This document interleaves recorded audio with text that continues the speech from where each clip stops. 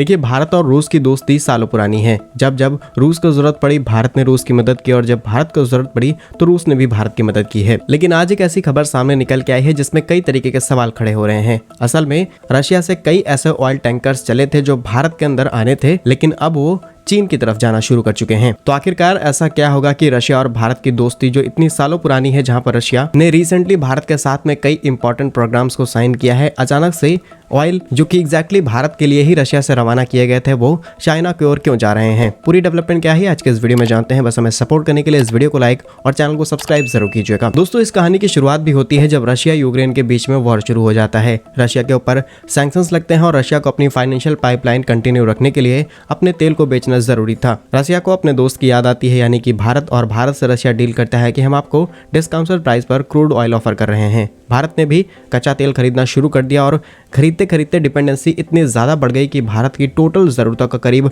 45% हिस्सा हमने सिर्फ रशिया से इंपोर्ट कराया इन फरवरी 2022। लेकिन 2023 का एंड आते आते भारत और रशिया के बीच में जो ट्रेड था ये घटने लगा। जो एक समय पर 2.15 मिलियन बैरल पर डे था, वो अब घटकर के 1.48 मिलियन बैरल्स हो गया। अब इसके पीछे कई रीजंस दिए जाते हैं। सबसे पहला रीजन ये है कि रशिया को पेमेंट लेने में इशू आ रहा था। रशिया को हम डॉलर में पेमेंट कर नहीं सकते थे क्योंकि डॉलर वो किसी और देश के साथ इस्तेमाल नहीं कर सकता था क्योंकि अमेरिका ने उनके ऊपर सैंक्शंस लगा रखे थे। इसके अलावा भारतीय रुपए में पेमेंट करना रशिया के लिए बहुत ज्यादा यूजफुल नहीं रहा क्योंकि हम रशिया को बहुत सारी चीजें एक्सपोर्ट नहीं करते हैं, जिसके कारण रशिया आखिर इंडियन रुपीस को करेगा क्या। इसके बावजूद भी रशिया ने भारत से इंडियन रुपीस में पेमेंट ली और करीब करीब अभी रशिया के पास 40 बिलियन इंडियन रुपीस कलेक्ट हो चुके हैं। अब रशिया उसका इस्तेमाल किस तरीके से भारत में करेगा ये आने वाले दिनों में पता चलेगा। इसी के साथ रशिया ने एक तीसरा ऑप्शन दिया भारत को कि भारत इस क्रूड ऑयल के बदले जो पेमेंट है वो चाइनीज करेंसी युआन में करना शुरू कर दे, बिकॉज चाइना और रशिया के ट्रेड्स बहुत ज्यादा बढ़ चुके थे और चाइना वो सारी चीजें रशिया को प्रोवाइड कर रहा था जिनकी जरूरत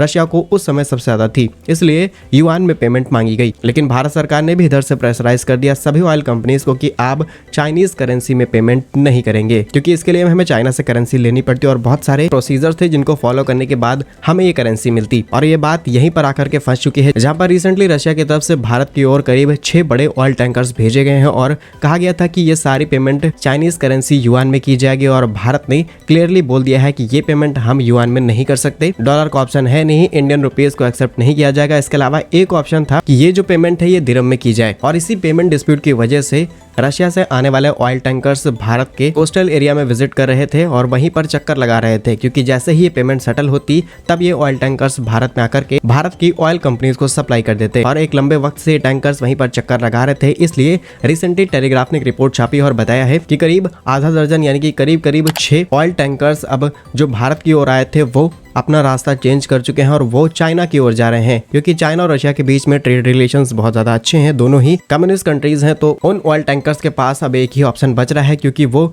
भारत से ट्रेड कर नहीं सकते और इस ऑयल को वापस ले नहीं जा सकते। रिपोर्ट्स के मुताबिक बताया गया है कि यहाँ पर मलक्का की ओर इन शिप को जाते हुए देखा गया है। कई डेटा इंटेलिजेंस ने इसके ऊपर रिपोर्ट्स पब्लिश की है और बताया गया है कि ये ऑयल अब सीधे चाइना जा रहा है। एंड ऑलरेडी अगर भारत के ऑयल सेक्टर की बात की जाए तो भले ही हम अपनी ऑयल डिपेंडेंसी का 85% हिस्सा इंपोर्ट करके पूरा करते हो, लेकिन इस समय हमारी रशिया से डिपेंडेंसी कम हो चुकी है, बिकॉज रशिया की तरफ से डिस्काउंट कम हो चुके हैं और पेमेंट इशू, जिसके कारण अभी हमारा सऊदी अरेबिया, यूएई और इराक जैसे देशों से बहुत ज्यादा बढ़ चुका है। लेकिन यहाँ पर रशिया एक ऑप्शन कर सकता था कि ये जो ऑयल भारत के लिए भेजा गया था ये भारत के अंदर सप्लाई कर दिया जाता, इसकी पेमेंट कुछ समय बाद ली जा सकती थी। आपके हिसाब से रशिया को ये ऑप्शन चूज करना चाहिए था या फिर नहीं? कमेंट्स में अपनी राय जरूर लिखिएगा। भारत कैसे ही यूजफुल एंड इन्फॉर्मेटिव वीडियोस पाने के लिए आप हमारे यूट्यूब चैनल को सब्सक्राइब जरूर कर लीजिए। मिलेंगे हम आपको एक नई और इंटरेस्टिंग वीडियो में, तब तक के लिए वंदे मातरम, भारत माता की जय।